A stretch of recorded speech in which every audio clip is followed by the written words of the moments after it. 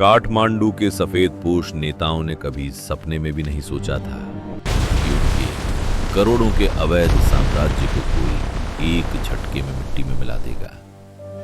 वो भी एक ऐसा लड़का जो कल तक काले चश्मे पहनकर अंडरग्राउंड क्लब्स में रैप गाता था। आज उसी लड़के का पीला बुलडोजर नेपाल के सबसे ताकतवर माफियाओं और राजनेताओं की छाती पर चढ़कर दहाड़ रहा है। एक रैपर से लेकर पूरे देश का सिस्टम हैक करने वाले इस रियल लाइफ नायक की खौफनाक कहानी में आपका स्वागत है। आप देख रहे हैं द जिगाइसना जंक्शन, जहां हम लाते हैं दुनिया की सबसे डार्क और अनसुनी कहानियां।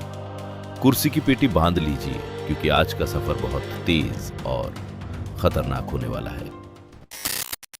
ये कहानी सिर्फ एक चुनाव की नहीं है।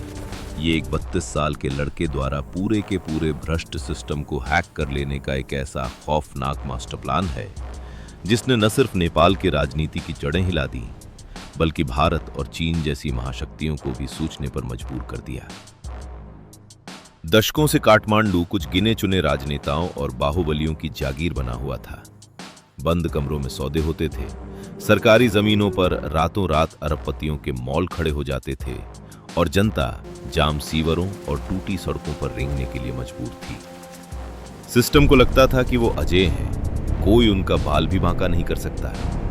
लेकिन उन्हें क्या पता था कि उनके इस सड़े हुए सिस्टम का अंत किसी विपक्षी पार्टी के बड़े नेता से नहीं, बल्कि एक स्ट्रक्चरल इंजीनियर और हिप हॉप आर्टिस्ट के हाथों होने वाला है। बालेन शाह, जिसे दुनिया बालेन के नाम से जानती है। 1990 में जन्मा ये लड़का कोई आम कलाकार नहीं था। ये एक ऐसा मास्टरमाइंड था जो बिल्कुल किसी सुपर हीरो की तरह दोहरी जिंदगी जी रहा था। दिन के उजाले में एक स्ट्रक्चरल इंजीनियर के तौर पर वो काठमांडू की एक एक टूटी सड़क, अवैध इमारत और ड्रेनेज सिस्टम का ब्लूप्रिंट खंगालता था। वो सिस्टम की रग रग पहचान रहा था और रात के अंधेरे में एक विद्रोही रैपर बनकर अपने तीखे गानों से नेपाल के युवाओं के खून में बगावत की आग लगाता था। बड़े बड़े नेताओं ने बालेन को सिर्फ एक गली का मनोरंजन समझा। जब वो माइक पर करप्शन के खिलाफ गाता, तो वो अपने वातानुकूलित कमरों में बैठकर हंसते थे। वो सोच रहे थे कि ये सिर्फ गिटार और माइक वाला एक लड़का है, कुछ दिन चिल्लाएगा और फिर सिस्टम की भीड़ में कहीं गायब हो जाएगा। लेकिन वो ये भूल गए कि बालेन सिर्फ शिकायत नहीं कर रहा था, वो सिस्टम को अंदर से तबाह करने की तैयारी कर रहा था। मई 2022, काठमांडू महानगर पालिका के मेयर चुनाव का बिगुल बजता है। मैदान में उतरते हैं नेपाली कांग्रेस और कम्युनिस्ट पार्टी के वो दिग्गज जिनकी जड़ें पाताल तक गहरी थीं। उनके पास करोड़ों का बेहिसाब फंड था, गली गली में गुंडों की फौज थी और हर चौराहे पर उनके विशाल पोस्टर टंगे थे। और तभी इस चक्रव्यूह को तोड़ने के लिए बालेन शाह ने अपनी एंट्री ली। बिना किसी राजनीतिक पार्टी के समर्थन के, बिना किसी गॉडफादर के, एक निर्दलीय उम्मीदवार बनकर चुनाव आयोग ने उसे एक बहुत ही साधारण सा चुनाव चिन्ह दिया, लॉरो यानी डंडा। सत्ता के नशे में चूर नेताओं ने खुलेआम बालेन का मजाक उड़ाया। उन्होंने प्रेस कॉन्फ्रेंस में कहा कि राजनीति कोई रैप बैटल नहीं है, काले चश्मे वाला ये लड़का हमारा क्या बिगाड़ लेगा। लेकिन वो बेवकूफ ये नहीं समझ पाए कि बालेन का माइक्रोफोन अपना काम कर चुका था। उसने कोई बड़ी रैली नहीं की, उसने शराब और पैसे नहीं बांटे, उसने एक बेहद खौफनाक और साइलेंट कैंपेन चलाया। बालेन ने सीधा सोशल मीडिया के जरिए नेपाल के युवाओं के दिमाग को हैक कर लिया था। वो जानता था कि इस देश का युवा नेताओं के झूठे वादों से नफरत करने लगा है।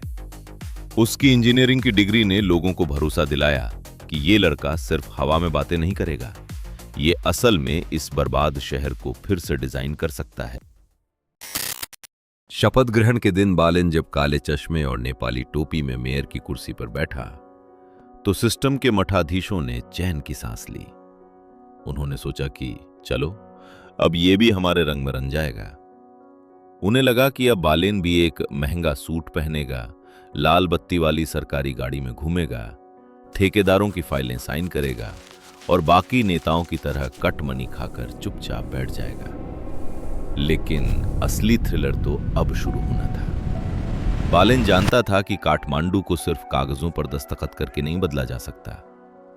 इस शहर को दीमक की तरह खा चुके माफिया और अवैध कब्जों को जड़ से उखाड़ने के लिए अब माइक्रोफोन से काम नहीं चलेगा।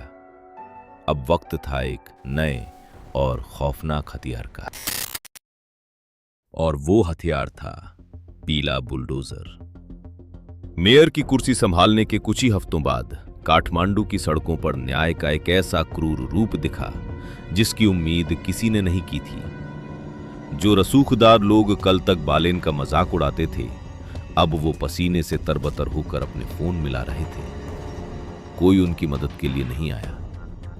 बालेन ने बिना कोई लंबा चौड़ा अल्टीमेटम दिए सीधा शहर के बीचों बीच बनी उन अरबपतियों की अवैध इमारतों, नेताओं के संरक्षण में चल रहे अंडरग्राउंड कॉम्प्लेक्स और सालों से सरकारी जमीन पर कब्जा जमाए बैठे भूमाफियाओं के ठिकानों पर बुलडोजर चलवा दिया। कंक्रीट के टूटने की आवाजें पूरे शहर में गूंजने लगी। धूल और मलबे के बीच से जब वो काले चश्मे वाला मेयर अपनी टीम के साथ बाहर निकलता तो सिस्टम के सबसे ताकतवर लोगों की रूह कांप जाती।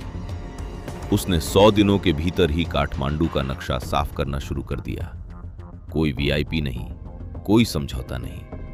चाहे वो किसी पूर्व मंत्री की आलीशान इमारत हो या किसी बड़े पुलिस अधिकारी का अवैध कब्जा, बालेन के बुलडोजर ने किसी को नहीं बख्शा।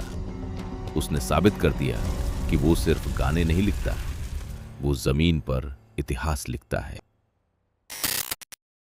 लेकिन कहानी सिर्फ काठमांडू के लोकल माफियाओं के खात्मे तक सीमित नहीं रही। इस लड़के ने बहुत ही जल्द अपने तेवर से पूरी दुनिया को चौंका दिया। बालेन कोई आम मेयर नहीं जो सिर्फ नालियां और सड़कें साफ करे। वो एक जियोपॉलिटिकल मास्टरमाइंड बन चुका था। जून 2023 में जब भारतीय फिल्म आदि पुरुष के डायलॉग्स को लेकर विवाद हुआ तो बालेन ने बिना किसी विदेश मंत्रालय की परवाह किए काठमांडू में सभी भारतीय फिल्मों की स्क्रीनिंग पर सीधा बैन लगा दिया। उसने एक झटके में भारत जैसी सुपर पावर की आंखों में आंखें डालने से जरा भी गुरेज नहीं किया। बात यहीं खत्म नहीं हुई। जब भारत की नई संसद में अखंड भारत का भित्ति चित्र लगाया गया जिसमें लुम्बिनी और कपिल वस्तु को भारत के सांस्कृतिक प्रभाव क्षेत्र में दिखाया गया था, तो बालेन का जवाब किसी कूटनीतिक चिट्ठी में नहीं आया। उसने सीधा अपने मेयर ऑफिस में ग्रेटर नेपाल का नक्शा टांग दिया। एक ऐसा नक्शा जो ब्रिटिश ईस्ट इंडिया कंपनी के साथ 1816 की सुगौली संधि से पहले के उस विशाल नेपाल को दर्शाता था जिसकी सीमाएं बहुत दूर तक फैली थी। ये एक सीधा संदेश था कि अगर तुम इतिहास दिखाओगे तो हम भी अपना इतिहास भूलने वाले नहीं हैं। चीन की खुफिया एजेंसी और भारत की रॉ भी अब इस 32 साल के लड़के के हर कदम पर नजर रखने लगी थी, क्योंकि वो जानते थे कि बालेन अब सिर्फ एक शहर का मेयर नहीं बल्कि नेपाल के भविष्य का सबसे खतरनाक और अनप्रेडिक्टेबल चेहरा बन चुका है। आज बालेन शाह सिर्फ एक इंसान नहीं है, वो दक्षिण एशिया के भ्रष्ट और सड़े हुए सिस्टम के लिए एक साक्षात खौफ बन चुका है। उसने उन तमाम युवाओं को एक मास्टर क्लास दी है जो अपने देशों में खोखली राजनीति से परेशान है। उसने दिखा दिया है कि बदलाव के लिए किसी मसीहा का इंतजार मत करो, सड़कों पर उतरो, सिस्टम के अंदर घुसो और जब मौका मिले तो उस सिस्टम की रीढ़ की हड्डी तोड़ दो। काठमांडू का असली किंग वो नहीं है जो वातानुकूलित महलों में बैठकर नीतियां बनाता है। काठमांडू का असली बॉस वो है जिसने अंडरग्राउंड अंधेरों से उठकर सत्ता के दरवाजे लात मारकर खोल दिए और जिसने पूरी दुनिया को यह दिखा दिया कि जब एक माइक्रोफोन की आवाज बुलडोजर की दहाड़ में बदलती है तो अच्छे अच्छों के तख्त हमेशा के लिए मिट्टी में मिल जाते हैं।